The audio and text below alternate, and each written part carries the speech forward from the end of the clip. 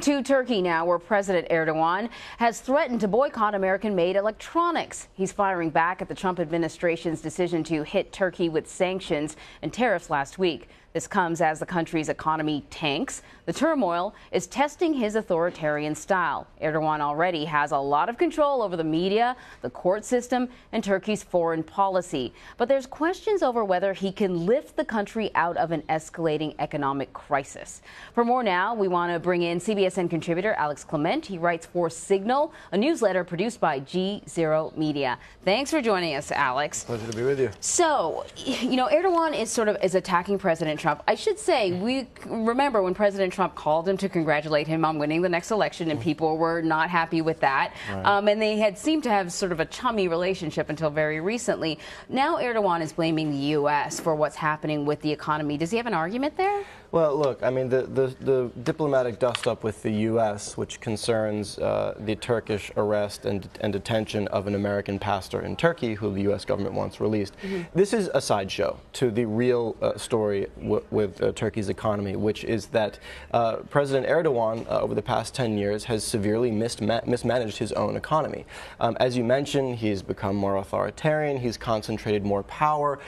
That's not so much of a problem for financial markets. What's a problem for financial markets is if you're an authoritarian who's also incompetent when it comes to economic policy. Right. And the issue that we've seen is that, look, Turkey's economy grew tremendously over the past decade, largely fueled by foreign capital inflows. Foreign banks were lending money to Turkish government, banks, and companies in order to fuel this boom, all of which was fine until those foreign creditors started to say, wait a minute, is the economic policy really sensible in this country, right? And what Erdogan had been doing was pumping tons of money through the economy and not worrying about inflation, right? So when the central bank came to him and said, hey, we need to raise rates to contain inflation, he proposed the insane theory that high interest rates cause inflation rather than suppress it. Right. So financial markets started to get worried about that. They started pulling their money out. Then after he was reelected as president earlier this summer, he appointed his totally unqualified son-in-law to basically run the economy as finance minister, and people really started to say, this guy's going off the rails, and then it accelerated in recent weeks. The spat with Trump is really just poured fuel on the fire. When Trump hit Turkey with extra sanctions and tariffs, that pitched the Turkish currency lower, but it was already in a state of crisis. It's lost about a quarter of its value against the dollar this year already. So is this highlighting then the weaknesses in Erdogan's authoritarian style of rule, I guess? Well, yeah, look, I mean, you can, from an economic perspective, you can be authoritarian and, foreign investors will put up, plenty of people pour money into Singapore. This is not exactly a democracy either. But what people do look out for is economic incompetence. And the way for Erdogan to fix this is, he can patch up relations with the U.S. if he wants, but what he really needs to do is start making economic policy that's based on economic theory rather than conspiracy theory. And that's still quite a ways off. What the spat with the U.S. does for him, though, is it enables him to deflect attention from his own economic mismanagement. He can tell his people, look, the U.S. is bullying us, the U.S., foreign speculators, global conspiracy are all attacking us. So it actually gives him a bit of a way out, a way to deflect attention from the fact that he's totally screwed up his own economy. Don't hate me, hate those people over there. Exactly.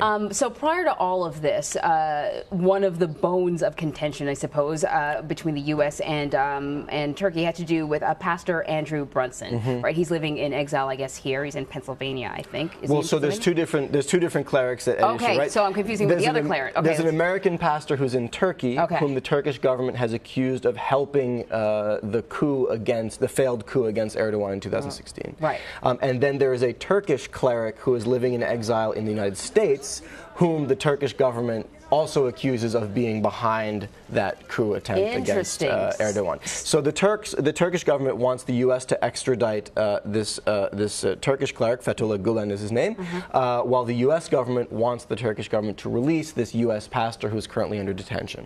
So that's the main issue right now, but there's a whole host of issues that have created friction between U.S. and Turkey over the recent years. So we learned that National Security Advisor John Bolton had travel to Turkey. Is he talking about a way to find sort of a common ground here? I mean, apparently the U.S. position has been you've got to release this pastor, or Right. there's no deal to be had on anything.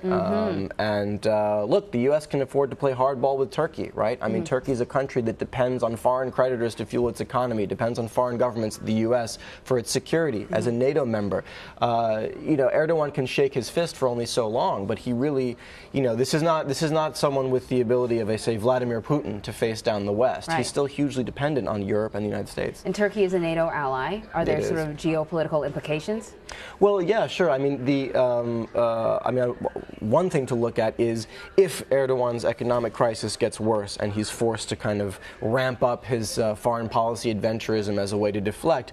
Watch closely what happens in Syria. Turkish forces are getting very close to Bashar al-Assad's forces in northwestern Syria. There have already been potential clashes between Syria and U.S. forces that are backing Kurds in northern Syria. Watch Syria closely. Right. But also, if Erdogan decides to go hat in hand for a bailout at some point, will he go to the IMF, which is basically a proxy for the U.S., or does he start looking to Russia, or to China, or to Qatar, all of which would have geopolitical implications as well?